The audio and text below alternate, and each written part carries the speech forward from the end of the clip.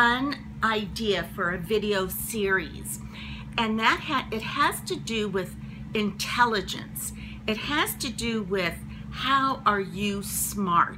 I think that part of what makes a woman beautiful or a man attractive is the fact that they have that they're intelligent, that they're smart, that they can carry on an in-depth conversation. So with that in mind, I'm going to be sharing a study done by a gentleman by the name of Dr. Howard Gardner. Now, this is something that I learned while I was teaching, and it has to do with not just intelligence, but how are we intelligent? It's very interesting. It has lots of ramifications, no matter if you're a teacher, a mother, a student, a grandmother. It has a lot of helpful information. So with that, I'm going to start.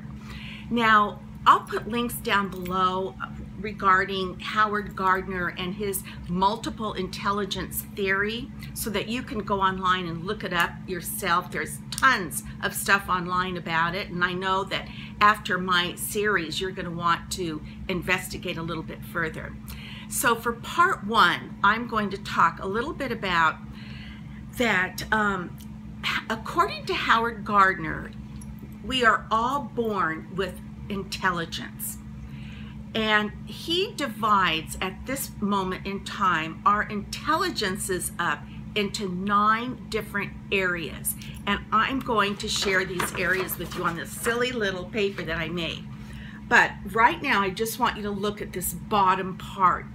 He divides our intelligences up into linguistic, logical mathematic, visual spatial, body kinesthetic, musical, interpersonal and intrapersonal, naturalistic, and existential. So according to his study, and I really have to say I've given this a lot of thought, and I'm going to be adding a lot of my own 2 cents into this. And for those of you who've been watching me, I think that you'll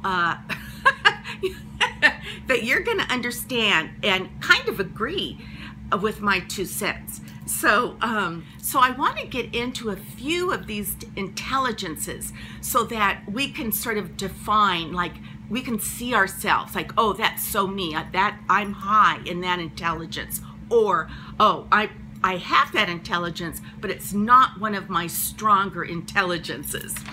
So to start with, one of his intelligences that he has defined is linguistic. Now, a linguistic intelligence, a high linguistic intelligence, consists of people who are comfortable and who use words, language. They are poetry writers.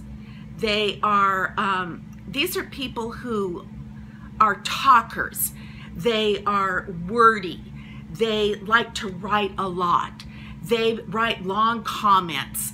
They, for a career, oftentimes they are attorneys, comedians, curators, journalists, newscasters, teachers, politicians, speech pathologists.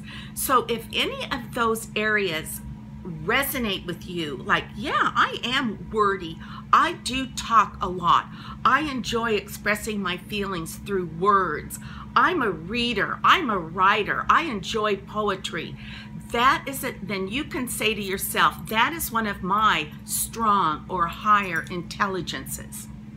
Another intelligence that is defined or determined is logical mathematical. Now, people that are high in logical or mathematical intelligence, they are, they think logically. They're good in math. These are our bankers, our accountants, our detectives, our economists, our physicians, our researchers, our auditors, our scientists. If you know somebody that is good in math, that numbers come easily to them, that they think very logically, then they are probably high in logical, mathematical. Now, you can be high in every single one of these intelligences. We all have all of these intelligences, but some of us are higher or stronger in some areas than in others. Okay, another intelligence that is defined is visual spatial. Now, this is an intelligence that artists show, designers, graphic artists, engineers, architects, computer programmers, decorators, mechanics, people that are webmasters, film animators, urban planners, surveyors, navigators, pilots. These are people that are artists, that visually, they're map readers. They understand space.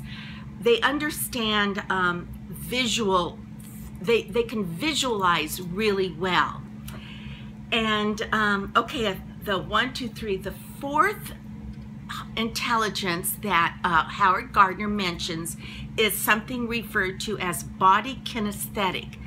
And these are people that enjoy playing sports.